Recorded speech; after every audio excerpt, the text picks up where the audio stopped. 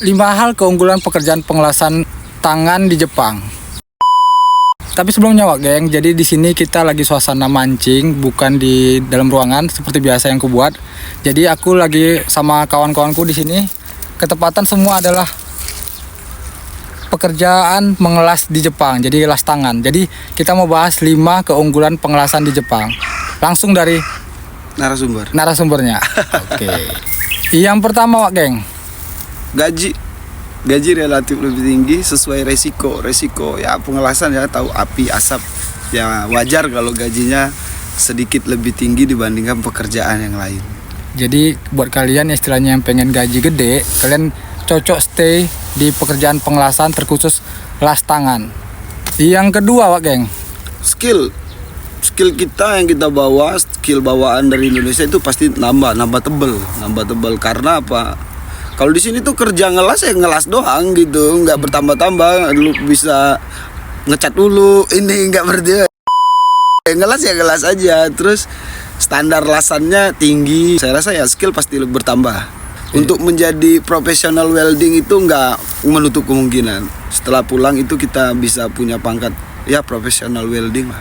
yang ketiga, Safety kerja kita lebih baik dibanding kita yang di Indonesia. Kalau di Indonesia tuh biasanya ya punya kacamata, tameng, apalagi ya masker mungkin cukup ya. Tapi kalau di sini tuh safety-nya lebih komplit. Dari ujung kaki sampai ujung kepala itu kita ditutupin. Dari pertama sepatu safety. Sepatu safety itu ditambah lagi ada namanya kutsukaba. Di atasnya itu ditambahin lagi seperti pelat besi, ditutupin lagi ada talinya gitu. Baru ada lagi asikaba. Asikaba itu apa?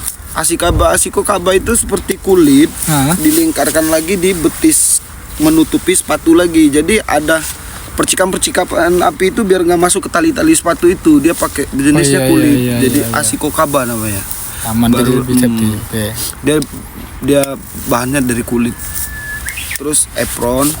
Itu apron biasanya ada 2 jenis juga. Kalau untuk pengelasan ada yang dari lepis, denim, atau juga ada yang dari kulit juga. Biasanya kalau untuk lagi lasan-lasan kolong itu kita pakai yang kulit gitu. Iya. Jadi dan satu hal lagi yang pengen aku tambahin, di Jepang itu karena punya 4 musim, jadi kalian tahu sendiri kan, kalau musim panas itu ya salah satunya kita memang harus benar-benar pakai safety semua full gitu. Dan memang sepengetahuanku salah satu dari hal yang tadi tidak kita gunakan, kita nggak boleh kerja gitu. Yang keempat, suasana kerjanya nggak monoton. Jadi dari beberapa pengalaman kerja selama di Jepang memang belum banyak, tapi dari sembang, makanan. Sembang itu apa? Sembang itu bubut. Mungkin dari semuanya itu suasana yang paling tidak monoton ya las tangan. Karena kerjaan kita tuh memang harus komunikasi, harus lari sana harus sini, harus ukur sana ukur sini. Ya butuh komunikasi yang jelas. Ya bukan cuma sama orang Jepang, tapi warga negara asing juga yang lain, Brazil, Filipina, Vietnam. Gak bisa bahasa Jepang ya bahasa tubuh juga kadang dipakai ya. Siap. Oke. Yang kelima dan sekaligus yang terakhir Wak. Oke. Yang kelima itu intuisi kerja saya rasa ya. Intuisi kerja itu seperti ngakalin. Biasanya orang Jepang tuh jarang kalau udah file atau gagal atau lasannya jelek itu mereka langsung stres gitu ya. Lebih terlihatnya gimana. Tapi kalau kita orang Indonesia itu punya intuisi yang lebih unggul lah. Kita mau ngakalin, ngebagusinnya gimana gitu. Kalau ukurannya lari sedikit tuh dibuka atau gimana itu enak lah pokoknya. Bisa kerja sama yang lain nih, diginiin dulu, coba diginiin dulu gitu. Itu sih intuisi kerjanya lebih asik gitu. Karena di Jepang terkenal dong, kalau udah NG ya buang gitu, kalau udah itu ya buang. Kalau di las tangan itu manual, karena barang yang dibuat juga besar, nggak serta-merta bisa dibuang ya, memperbaiki pasti gitu. Dan kita orang Indonesia itu ngakalin gitu tuh unggul gitu. Gitu.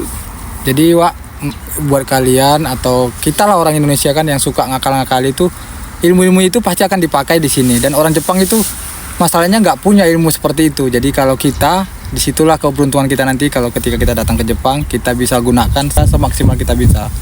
Oke Wak Geng, mungkin itu aja yang bisa disampaikan kali ini.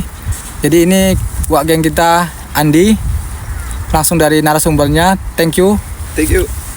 Salam dari Jepang. Yo, semoga bisa cepat ke Jepang, sukses. Amin. Oke. Oke.